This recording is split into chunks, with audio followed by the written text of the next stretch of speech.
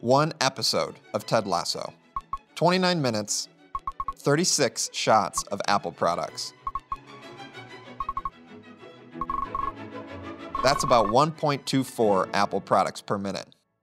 Over the last month, I've analyzed 74 Apple TV Plus episodes, or about 2,600 minutes worth of shows. But why do this to myself? Well, I was struck by how heavy-handed some of the Apple product placement is, and by how likable Ted Lasso is. Nice. In the 74 episodes I watched, there were over 700 Apple products shown, over 300 iPhones, 120 Macbooks, and around 40 pairs of Airpods. Apple declined to comment on this and any of the reporting in this video.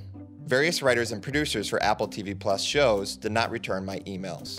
Now, Apple product placement isn't new. The company's products have been showing up in TV and movies for decades. What is new is that it's now on Apple's own proverbial turf, and terms. Now that tech giants control their own streaming services, they're able to subject TV lovers to a whole new type of product integration.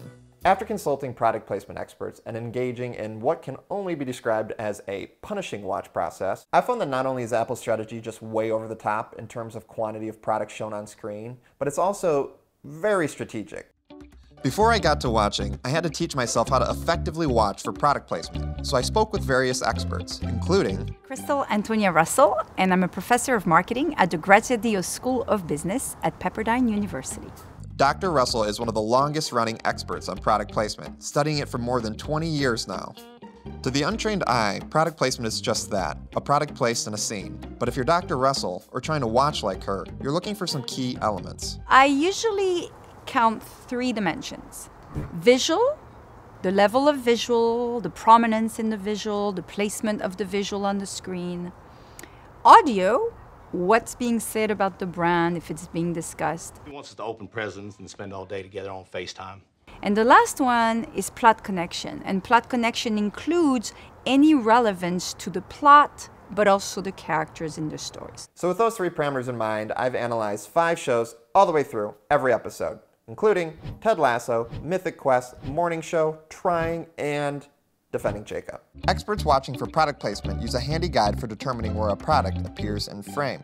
And so we usually split the screen into 9 quadrants, so 9 little squares. Inevitably, viewers' attentions are much more on the middle quadrant, and so a brand that's actually more centered is going to get a lot more attention than a brand that's on the periphery. And you guessed it, in my analysis, Apple products appeared most often in Section 5. Those scenes typically started with them on the periphery near Sections 7, 8, and 9. Based on my analysis, Ted Lasso had the most product sightings per minute. Over 14 episodes, Apple gadgets and services were spotted around 230 times. In the episode mentioned earlier, nearly half the sightings were in the center of the screen. Not far behind was the Morning Show. Over 10 episodes in its first season, Apple products were spotted around 250 times, though the episodes are twice as long. In the episode with the most sightings, 12 of the 33 placements were centered. While Mythic Quest, Trying, and Defending Jacob didn't have nearly as many integrations, Apple products and services were frequently right in the middle. Audio placements are more subtle, but can be just as powerful. So the audio can be anything, and in fact, if a sound, like a jingle or a logo or a mail kind of signal, is making people think about a brand, that's also counted as a product placement, as a brand placement, reference to the brand in the consumer's mind. In Ted Lasso, some of it's pretty obvious. Yeah, just a little note to myself telling me to buy Apple stock. We are now sharing an iCloud account. And the characters of Mythic Quest and Trying love to... Hello? It's not working! I'm gonna go FaceTime my kids. No. This is an audio FaceTime. Do you see me now? And our last and most subtle of the product placement dimensions, plot connection. Think of Apple gadgets as literal plot devices. They're being used to move stories forward and develop characters. Take this example from Ted Lasso, when, after much indecision, Ted commits to signing his divorce papers. From beginning to end of this storyline, the iPhone was involved, acting as a connective tissue between Ted and his soon-to-be ex-wife. Finally, he even uses the iPhone camera to scan the contract and send it back to the lawyer. And then there's this one scene in Trying where the leading characters, Jason and Nikki, are gathered around a Macbook to await an update on their child adoption process. Or in Mythic Quest, during their pandemic episode, Airpods are used not only to connect nearly every character, but they're on screen for about 18 minutes of the 24-minute episode. And of course, plot is attached to characters.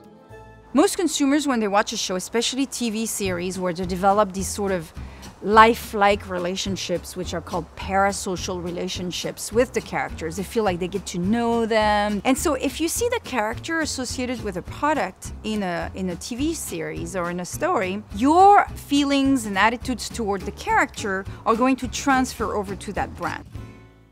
My analysis showed that these likable main characters are the ones most frequently shown with Apple products. In Ted Lasso, over the course of 14 episodes, Rebecca Welton, a character whose arc bends from antagonist to Ted Lasso ally, is most often seen with Apple products, around 70 times, while Ted is spotted nearly 60 times with various Apple products.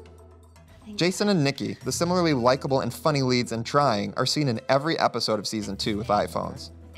In the morning show, the two leading ladies, Bradley and Alex, lead the pack with iPhone sightings. Each was seen with an iPhone around 30 times in 10 episodes. According to previous reports, Apple specifically limits villains and bad guys from appearing with its products. Apple declined to comment on those reports, but I found lots of evidence of that myself. In Mythic Quest, Joe, a power-hungry and manipulative main character who is at one point described as conservative, is seen almost exclusively with an unbranded MacBook. Also in that AirPod episode, her hair was conspicuously covering her ears in almost every shot. In the morning show, Bradley's absentee father, when first introduced, is shown with an unbranded flip phone. And in Defending Jacob, Leonard Patz, one of the main characters, uses an Android, and also is a pedophile charged with murder. So how does this all affect you and me, the viewers? If a product placement is effective, your attitude will be more positive after watching an episode than before. So we can measure pre and we measure post and we compare that. But really the best is to see like, well, are they gonna buy a Pepsi?